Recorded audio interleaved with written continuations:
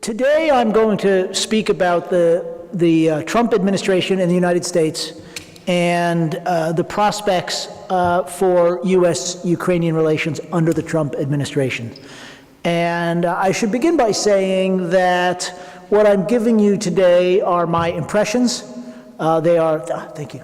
They are my opinions, but as a political scientist, I must say we are all still struggling very much to understand the current president and the current administration.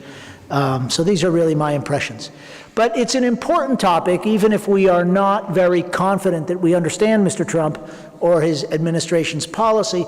It's a very important question because I think it's fairly obvious that the United States is and has been for many years an important partner for Ukraine, and relations with the United States have been an important part of Ukraine's foreign policy since the early 1990s, and particularly now in Ukraine's war with Russia, the potential role of the United States is a very important one. So that is the context under which I will talk today. So let me begin. What I will do is I will broadly talk about how I understand Trump's foreign policy, and then I will try to say how I think that relates to Ukraine, and then I will be very happy to take any questions or hear any comments that you have. So to begin with, to assess the foreign policy of Donald Trump, and of course, since I was here yesterday, it changed. As you probably heard, yesterday, Mr. Trump said he will not, in fact, meet with the North Korean leader, Mr. Kim. And so in the last 24 hours, one of the major initiatives of the Trump administration has been completely reversed, it seems. And so that itself is an example of why, as a political scientist, but frankly also as an American voter, I struggle to comprehend and understand what Mr. Trump is doing. But I will try to make sense of that. So there is much that we don't know, and we are still trying to solve this puzzle that is Donald Trump. And I think, for me, the way that I try to understand this is that in contrast to earlier presidents, Mr. Trump is not a president with a foreign policy doctrine or a theory or an idea of how he wants to shape U.S. foreign policy. I don't think he is a president with a doctrine or a worldview about international politics and global politics. I think some of his advisors clearly do have doctrines, they have worldviews, they have, we might even say, ideologies. And so let me talk about the advisors' doctrines before I come back to Trump. If we look at the people who Mr. Trump has appointed, and especially the people who are in the administration now, what they share basically is a school of thought or an ideology that prevailed under the second President George Bush, President George W. Bush, that we often label with the term neoconservative. And again, I'm not saying that Trump is a neoconservative. I'm saying almost everybody he has put in his senior position in foreign policy is a neoconservative. And here I'm referring especially to his new national security advisor, John Bolton, but also to his new Secretary of State, Mike Pompeo. And what is it that we makes these people, we call them neoconservatives, which makes them different from traditional conservatives or perhaps traditional realists in U.S. foreign policy? And what the neoconservatives, I think, focus on particularly is this idea that the United States should not be constrained by international law and should not be constrained by international agreements, because they believe that those agreements and those laws undermine U.S. power. In fact, this group of people tends to believe that U.S. power is something that should be used actively in the world. They believe that the United States is a force for good in the world, and that the United States has the most power in the world, and we should use that advantage for good and to promote the U.S. interest.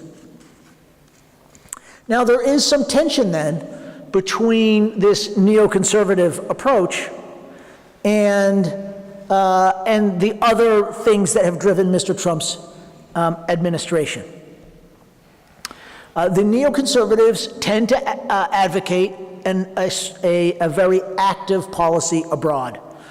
Going back to the Bush administration, the neoconservatives were very supportive, even eager to go to war in Iraq. And now, of course, the same people make very explicit military threats against Iran and against North Korea.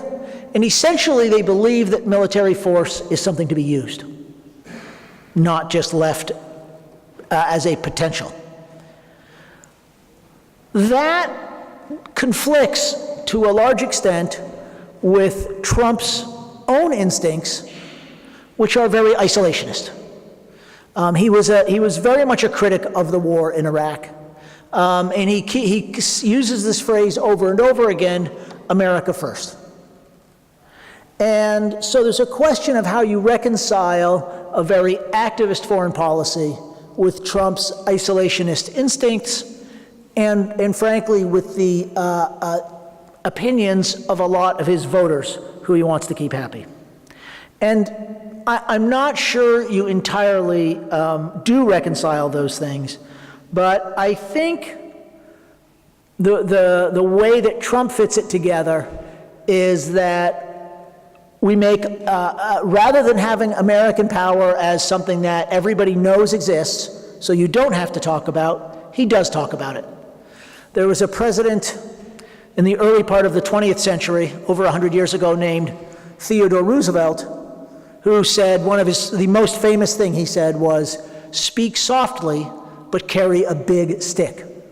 And Mr. Trump believes in speaking very loudly and very often, and having a big stick. But I think what we will see from the Trump administration is a willingness to use force, but not a willingness to commit to long-term conflicts. So the phrase we use in English is boots on the ground, meaning deploying soldiers abroad. I don't think we will see the Trump administration wanting to do this. Trump is a person who believes in quick and easy fixes. And if he uses the military, he will do so in the notion that it provides a quick and easy fix. To be perfectly candid, that approach worries me, but that's another question. I should also say, I think any of us who studies Mr. Trump, and this is true of most leaders around the world, this is probably true of Mr. Kim in North Korea, I think it's true of Mr. Putin in Russia as well. That is that much of what he says about international politics and foreign policy, and in fact much of what he does, is aimed primarily at his domestic audience, at US domestic politics. So Mr. Trump has started what is generally called a trade war. He's walked back from long-time US commitments to free trade. That is about convincing American voters that he is looking after their jobs. All right? Now, there are a lot of reasons, and there's a lot of economic data to show that cutting free trade does not actually help more people be employed, but that's another matter. The impression is that he's helping save American jobs, and that's what that is aimed at. He moved the U.S. Embassy in Israel from Tel Aviv to Jerusalem. That is not a significant foreign policy step in terms of relations with Israel, but it is something that's hugely important to American conservatives, to people for whom that is a very important issue and who will vote based on that. And I want to be clear, I'm not just talking about what is sometimes called the Israel lobby in the United States. There is a much broader swath of the American Christian conservative right for whom Israel is a very important issue and for whom that is a very important issue. So, All that being said, if I've said that he's not a president with a doctrine or a philosophy or an ideology, well, what is he? How do we understand his behavior? And what I would say is he's not a president with a doctrine, but he's a president with a style. There are some ways he likes to do things. I might even say he's a president who has tactics that he likes to use and that he uses often.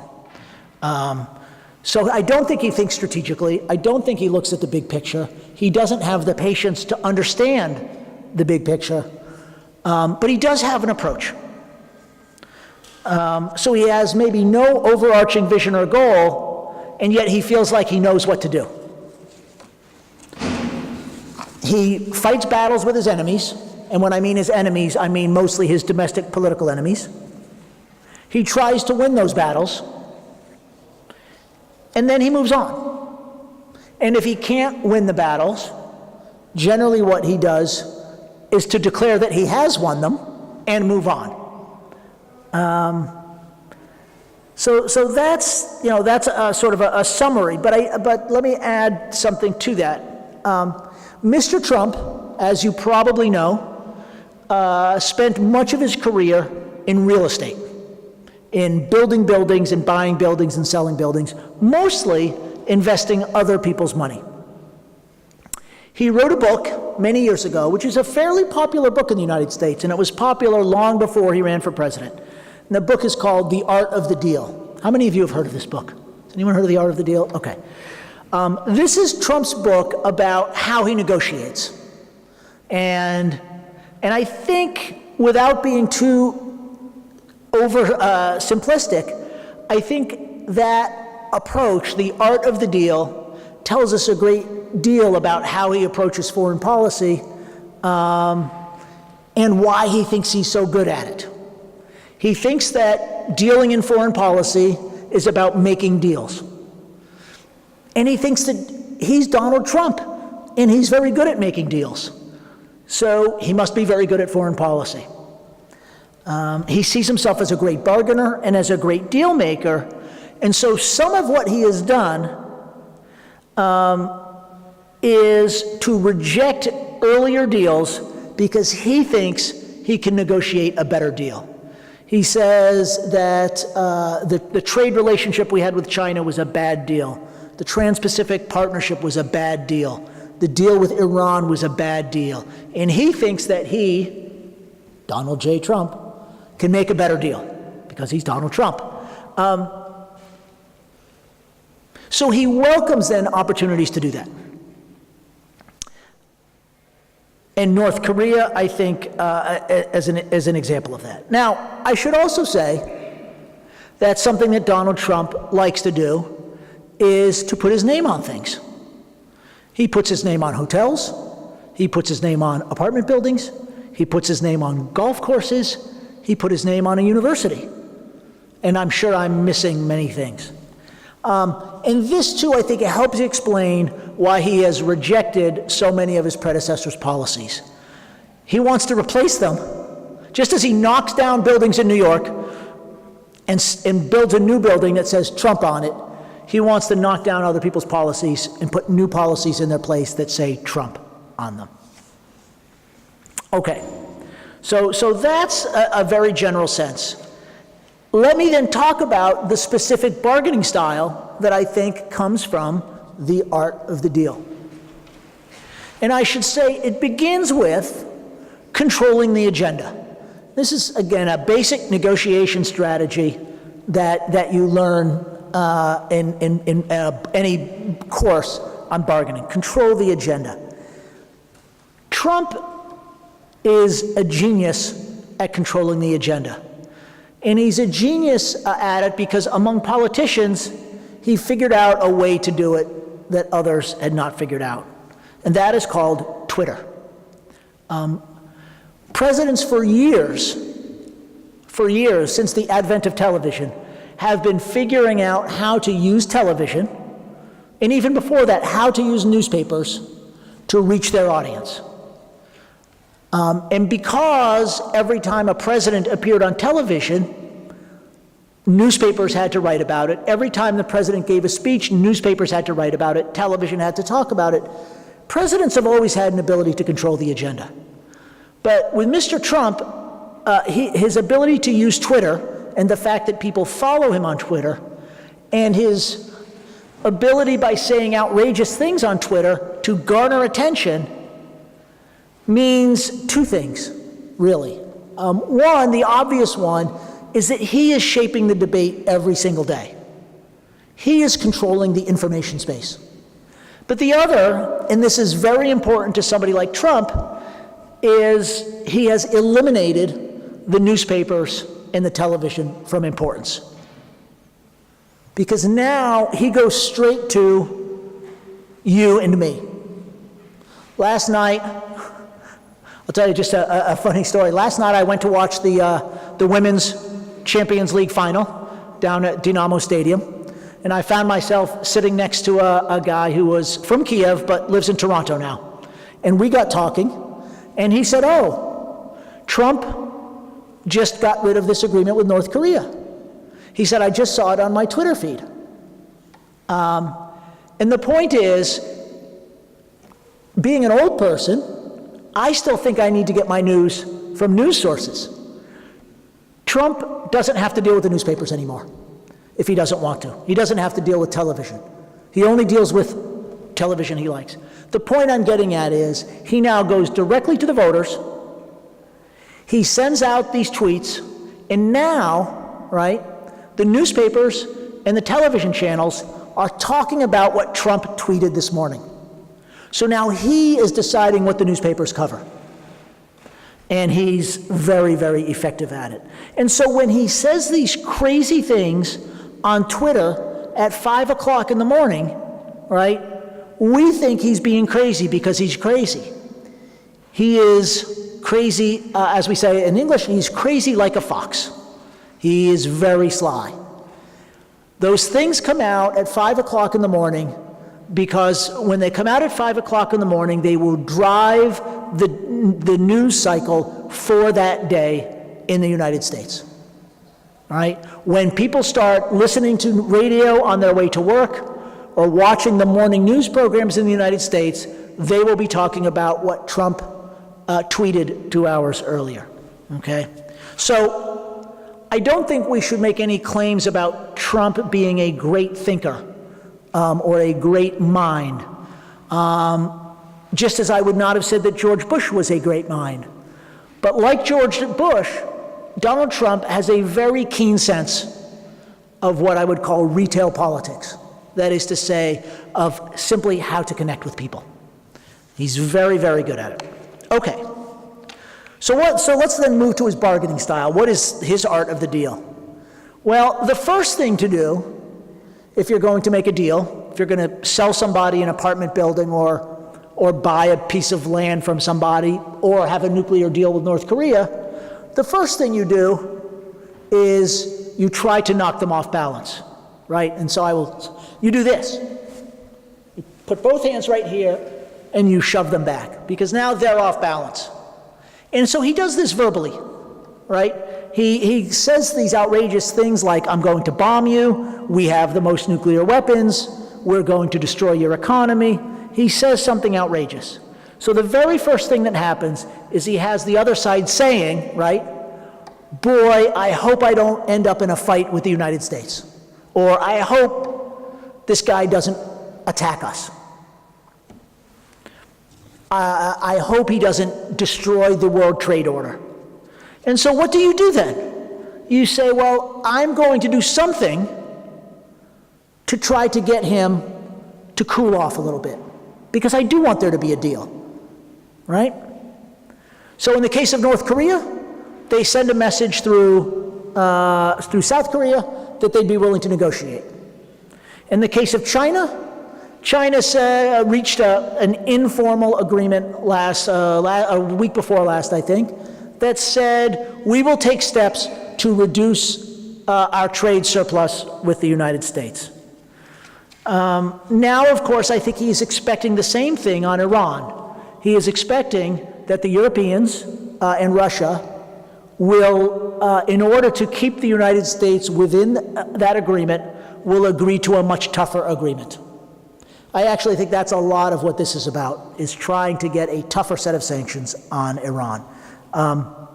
It's also about persuading Iran that they have to do what he wants, which is a very long list of things. It's not just about nuclear weapons. It's about Syria, it's about Lebanon, it's about Israel, and so on.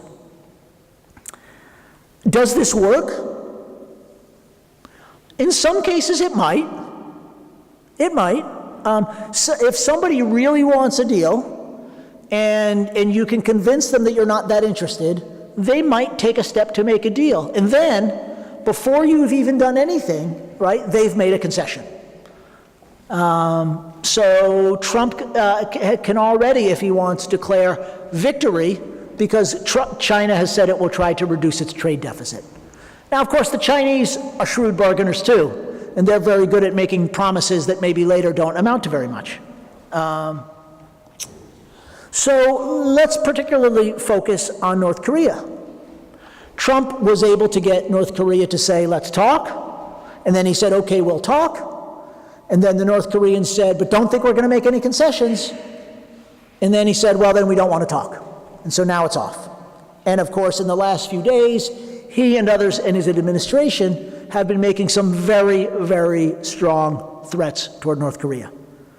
Do I think that the United States is going to start a nuclear war with North Korea? I don't. And I hope I'm right.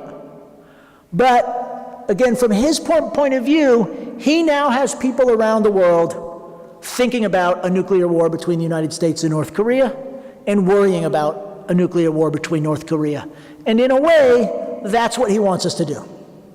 Because he wants somebody else now to take some step to make things better.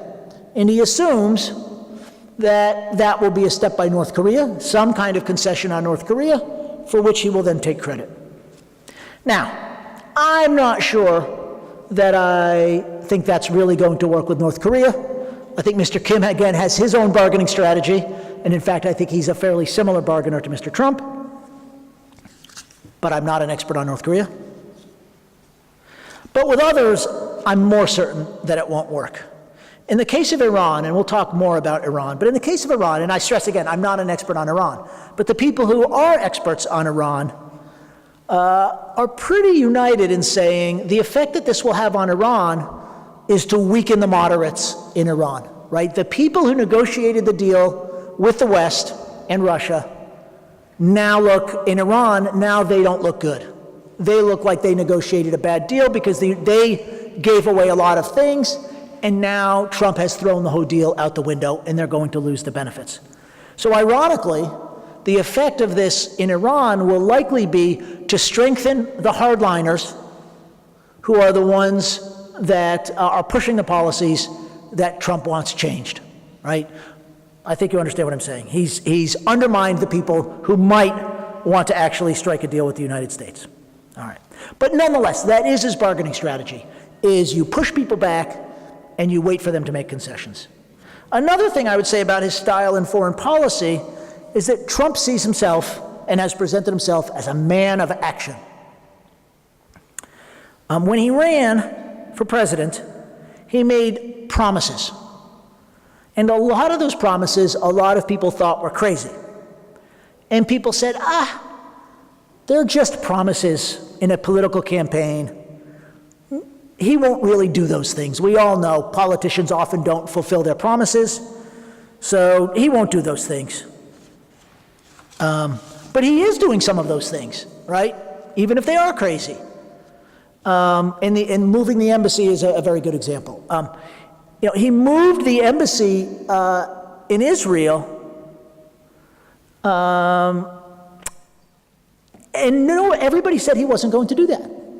Now, I have to say, a long line of Republican presidents and a long line of Republican politicians has said they supported moving the embassy to Jerusalem, but they always refrained from doing it because their foreign policy advisors told them, if you do that, you are going to make it much harder to get peace in the Middle East. And you might even start a new intifada, a new rebellion in the Palestinian territories.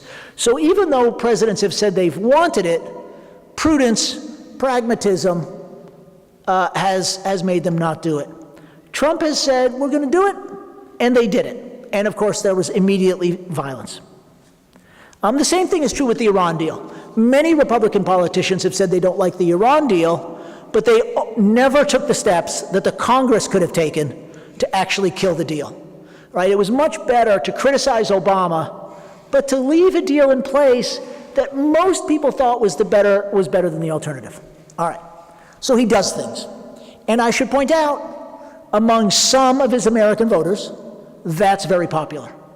Like voters in Ukraine, American voters get tired of politicians who say they're going to do things and then don't do them. So some people, I've heard some people in the United States say, well, I don't really like Trump, but you have to give him credit. He's doing what he said he would do. Okay. So a fourth part of Trump's style, as I would call it, is a limited attention span. He does not like to dig into the details, the history of international conflicts. He does not like to look into the nuances. There's a familiar saying in English, I'm sure there's some Ukrainian equivalent, the devil is in the details. It's easy to come with a big idea of an agreement, but actually getting the details right is very hard. He doesn't like to focus on the details. He focuses on a few big issues on which he thinks he can make quick political gains. And he doesn't really worry about the rest of it. So we've already talked about these examples, right? Iran, Israel, North Korea, China. But there's been much less outward discussion by the president of the war in Syria, which is a huge problem in the world. And he said almost nothing about Ukraine. Now, in some cases, that actually may be good news. The things that Trump is not focused on are things that are more getting left to what we would call the foreign policy establishment. And in those areas, policy will be more stable.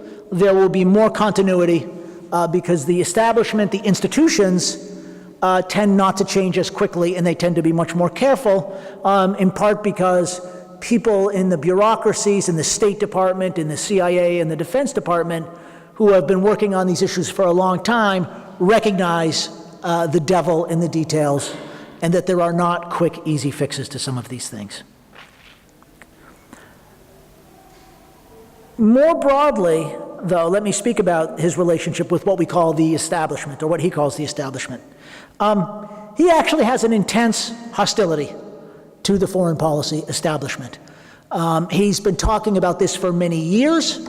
It was a main theme when he ran for president, and it is something that resonates extremely well with the American voter. The idea that Washington is corrupt, he calls it a swamp that we need to drain, and he does not trust the establishment. And so he's been hostile to the foreign policy establishment and has taken action. So again, he appointed a guy to head the State Department, his first Secretary of State, Rex Tillerson, who gutted, let's use a word that probably everybody knows, who got rid of a lot of the senior leadership at the State Department and did not replace them. And so just in terms of having the staff to do the work of the State Department, the department was diminished. Trump didn't care because he doesn't want the State Department to be effective because he doesn't think it's important. He clearly does not trust the CIA either, although he may trust it more now that he's replaced the director of the CIA. The CIA, obviously, is not very popular in a lot of places, but I need to be clear about this. The CIA has two parts to it. And most of you, I assume, only know about one part. There's this part that's called the Directorate of Operations. And that means they spy, they conduct covert activities. In previous years, they waterboarded people. This is the one that you all know and that you're all afraid of. But there's a huge part of the CIA that's called the Directorate of Analysis. And what they do is provide expertise to the government on foreign policy. They have thousands of employees, people with PhDs from good universities, who are extremely dedicated and extremely smart. And basically what they do is they read Ukrainian newspapers, they talk to field operatives in Ukraine, they take the intelligence that comes in about Ukraine, and then they think hard and spend time what's going on in Ukraine. But they're not always seen as being hardline. And in fact, the CIA has a reputation in Washington, the Directorate of Analysis has a reputation in Washington of being softer than the other intelligence agencies, softer than the NSA, or softer than the Defense Intelligence Agency, and so on. Now, this actually is an issue for Ukraine. Because if we take the two institutions in Washington who have the most extensive understanding of Ukraine, the most expertise on Ukraine, they are the State Department and the CIA. And Trump trusts neither of them. And again, I'm focusing on the CIA Directorate of Analysis, not the operations folks. Trump trusts neither of them. So the question is then, what does he know about Ukraine and how does he find it out? One jokingly might say, well, he talks to Paul Manafort, which perhaps is not good news for Ukraine. All right, so with all that being said, what are the prospects for U.S.-Ukraine relations under President Trump? Well, again, it's Trump versus the establishment on Ukraine, I think. Since I've been here in Kiev, many people have talked about Javelin missiles. I think it's nice that the United States has sent Javelin missiles to Ukraine. I don't think it's very important. Because they're not going to change the course of the war, and in fact, at least in the short term, they're sitting in a warehouse somewhere out in Lvivska Oblast. Beyond delivering these Javelin missiles, I'm not sure we see any change in U.S. policy. The one big change that we see was something that the administration, in fact, resisted, and that was in the summer of 2017 when the Congress passed new, stronger sanctions on Russia. And in fact, the biggest piece of good news for Ukraine in the United States government is in the Congress. The U.S. Congress is more united against Russia than it has been at any time, in my opinion, since the height of the Cold War. Democrats, Republicans alike, for their own reasons, do not trust Russia and think that Russia is a threat. There are a very small number of exceptions. And so this is the only thing, in fact, that I can think of that Republicans and Democrats agree on. So that's a good thing, a sign for Ukraine. But in terms of the broader support of Mr. Trump for Ukraine, I don't see it. And to be honest with you, I don't think it's because he's hostile to Ukraine. It's because I don't think he pays any attention. It's not one of those small number of things that he really thinks is going to get him some big political benefit. And again, that may be a good thing for Ukraine. Trump clearly admires Mr. Putin. He admires his strength. He admires his bear hunting abilities, I think, his hockey playing ability, but just generally, he admires him. And he wants to do big deals. So how does Ukraine fit into that? I see Mr. Trump personally getting involved in policy on Ukraine only if he sees a possibility to make a big deal. It's hard to imagine that the tactics and strategy of a protracted conflict between Ukraine and Russia interest him very much. And the conflict between Ukraine and Russia is protracted, and it is very complicated. And in thinking about peace in the Donbass region or the issues involving Crimea, the devil very much is in the details. Trump likes to solve problems. This is not an easy problem to solve. So I think we're a very long way from Trump deciding he's going to make some kind of deal with Russia about Ukraine. And that's just because even if he wanted to make a deal, the United States and Russia are very, very far apart. The issue itself is really hard, and that's not the kind of issue he likes to tackle. That being said, I think he is having a big effect on Ukraine's foreign policy situation, on Ukraine's security, but it's an indirect effect. And unfortunately, it's a very negative effect. And that is the effect that he's having on the European alliance, the Western alliance. Trump's effect on Ukraine and Russia is being felt through his impact on the Western alliance, by which I mean the Western community in general, including Ukraine, but the NATO alliance in particular. By weakening the Western alliance, Trump is strengthening Russia's position and weakening Ukraine's. This trade war that Trump has declared is one aspect of it, in which the European Union, which focuses on free trade, is now a little bit more distant from the United States. More important, from Ukraine's perspective, is Trump's outward skepticism about NATO. Right? NATO is an organization that Ukraine for many years saw, and perhaps some still do see, as crucial to Ukraine's security. Trump doesn't like NATO very much, and he's not very impressed by it, and his basic point is the Europeans need to take care of more of their defense. But the biggest thing that Trump has done to undermine the Western alliance is his abandonment of the Iran nuclear deal. And so let us focus in on that just for a moment. What this has done is it has forced Germany and France, Chancellor Merkel and President Macron, who have both been actually very staunch defenders of Ukraine and very strong on sanctions against Russia, much stronger than some of their colleagues around the European Union. It has forced those two countries in particular to say, if we want to save the deal with Iran, our partner is Russia. Right? That is the reality now, is if Germany and France want to put the Iran deal back in place, their partner now is not the United States. Now the United States is their adversary, and their partner is Russia.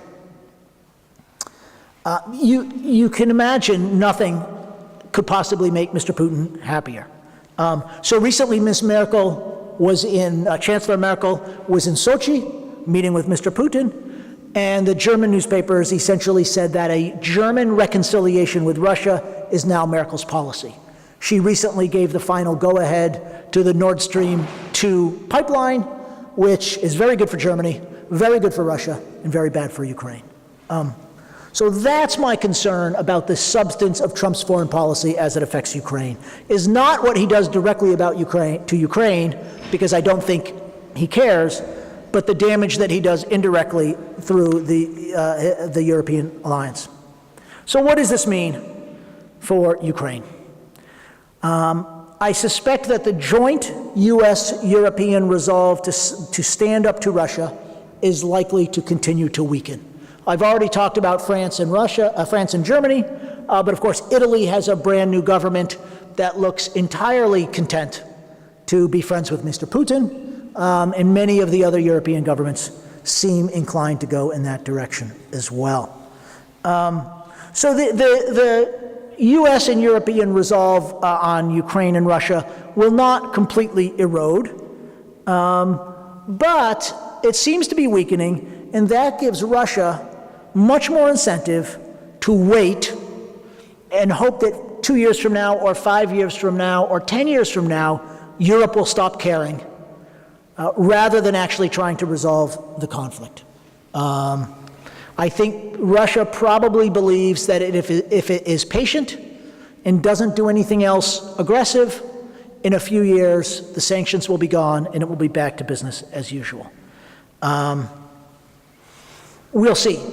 I think to stress something I said at the outset, Mr. Trump does not have an overall ideology, which means his policy may change tomorrow. And so it's very hard to predict U.S. policy at this point. But until there is a big change, I would not expect U.S. military support for Ukraine to go much beyond these Javelin missiles. And I would point out that even before Mr. Trump came to office, under the Obama administration, the United States first did not participate in the Minsk negotiations, and then has supported the Minsk framework.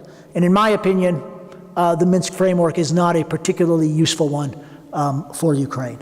So that's the situation. I wish I could be more optimistic, but the one thing I would say, if to be optimistic, is there are, I think, long-term sources of stability in U.S. policy. And while Mr. Trump is extremely good at seizing the headlines and making us think about what he is changing and what he is not changing, in the longer term, U.S. policy towards Ukraine will be fairly consistent and will be fairly supportive, even if not with weapons. So let me stop there, and I will be happy to take your comments and questions. Thank you.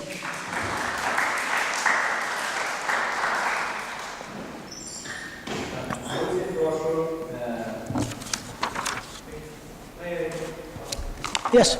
Шановні друзі, єдине прохання використовувати мікрофон. Thanks, that was great. Thank you. I have to run. Yeah, we'll stay at seat. Okay, my question is about Trump's, I can say, bully style foreign politics. And if he succeeds some kind of a big Trump's deal, can this be the new trend in the foreign policies?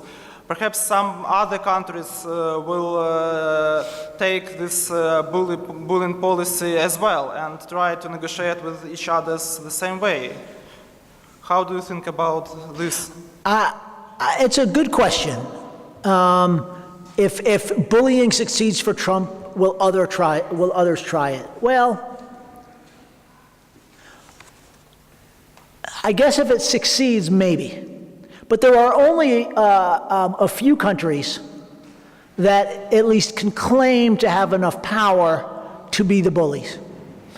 That would be the United States. It would be China, of course. It would be Russia within its region.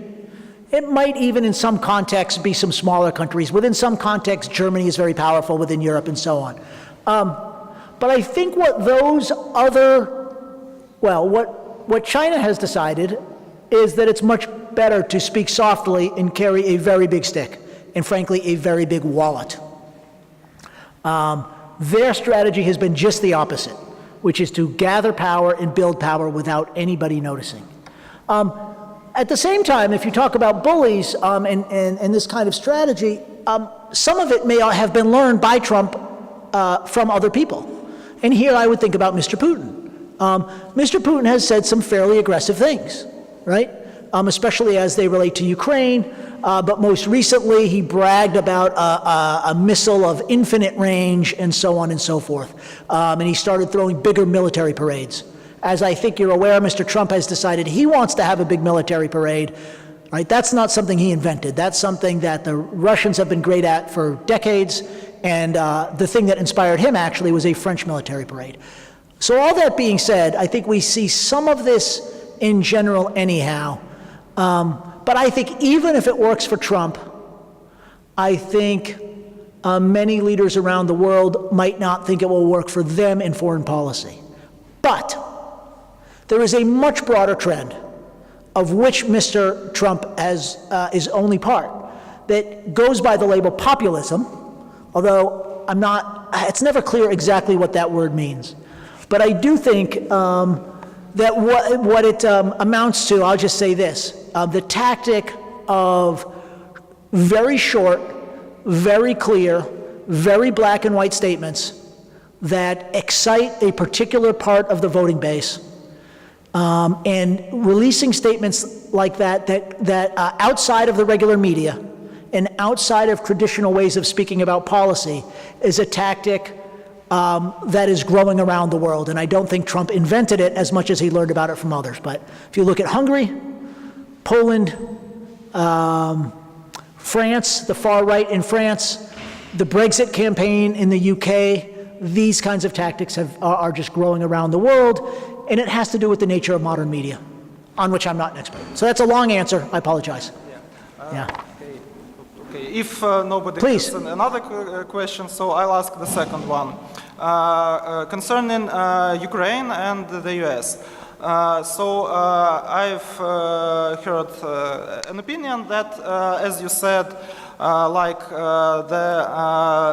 NATO thing that US wants, and not the US, Mr. Trump wants European countries to take more responsibility in European things, and denying the help for Ukraine, he forces European countries to get deeper in Ukrainian question. And the other side of this politics, that denying big help for Ukraine, he forces Ukraine to go for the help to European Union. So he just forced everybody from the US. Yeah, I think this is true to some extent. I want to point out that the view in the United States that Europe needs to share more of the burden of the common defense of Europe goes back to the 1960s, right? This disagreement between Europe and the United States is 50 years old. Now, it did recede for a few years when it seemed like we didn't have to worry about European security anymore. It seemed like everybody was going to be happy and love each other after the end of the Cold War. But it's a 50-year-old issue, and so I don't see it going anywhere. Because if you're in Germany or in France, it's one thing to have Trump mad at you. It's a different thing to have to raise taxes on your voters so that you can pay for an increase in defense spending, and it's very, very hard to do. Now, in terms of forcing Ukraine to look elsewhere, I think this is right, although my general sense is that in terms of providing hardware, like real weapons that you can go, kill Russians with, God forbid, that the Europeans aren't interested in providing a lot more than the United States. I could be wrong. The bigger issue, and sorry, this is now going to become a long answer. The bigger issue is that the United States and the Western Europeans, I think, agree on something that actually I think the Ukrainian government agrees on as well, which is, for Ukraine, there is not a military solution to this conflict, right? Ukraine is not going to beat Russia in a war, right?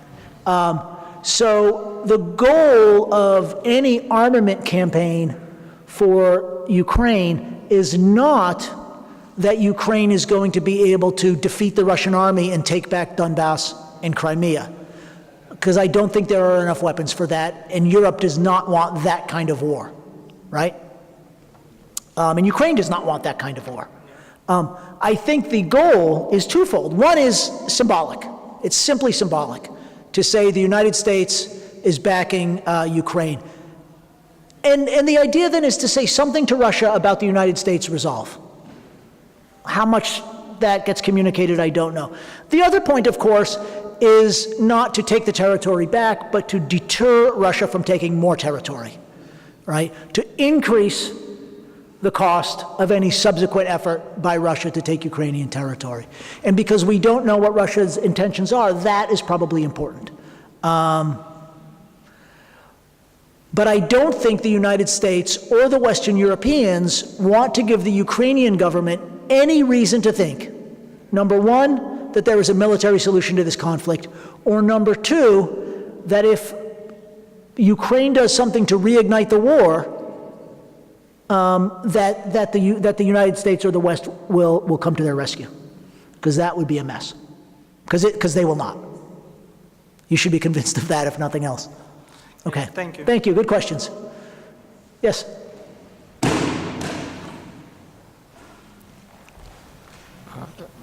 Paul, thank you for your lecture. And I'm wondering if Ukrainian politicians are inspired by these Trump's business skills to make a deal with different sides of society. To make deal with different sides of society. Yes. Yeah. This, well, let's say some that. Enemies. I'm sorry? Maybe with his enemies sometimes. Enemies. With the government's enemies. Yes. Yeah. Okay. Well, I think I could say that Ukrainian leading politicians over the years have proven very adept at making deals of their own, including business deals, including real estate deals. But I think the point that you raise is a good one, Not necessarily that they will follow Trump's tactics in trying to negotiate a deal, because again, it's hard for Ukraine to take the position of a bully, especially in its relationship with Russia. But the sense of we need to find ways to make deals, and that everything can be negotiated is perhaps important. And so let me, I think, give credit. I don't give Trump credit for a lot, but in the case of North Korea, a conflict that almost everybody has agreed for years, for decades, has been intractable. And I mean not just North Korea's nuclear weapons program, but sort of this military status of the Korean Peninsula. Trump has people now thinking that maybe there's a solution possible. And I doubt that there is, but I think it's very healthy for people now to be thinking about maybe there is a way to demilitarize or to denuclearize the Korean Peninsula. That's very healthy. And if what that gets to Ukraine is maybe there is a way to overcome some of the divisions within Ukraine internally that have, plagued the country for years. That sense of we can do it. Or maybe there to some idea that people like Paul D who say this this conflict with Russia may be frozen for decades, to say, oh, maybe there's a deal that can be made. That's not unhealthy. So, yeah.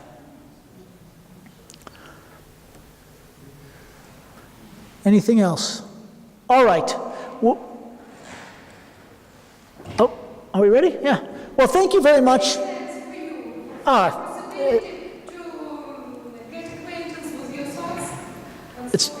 It's been my pleasure. Okay. Thank you very much.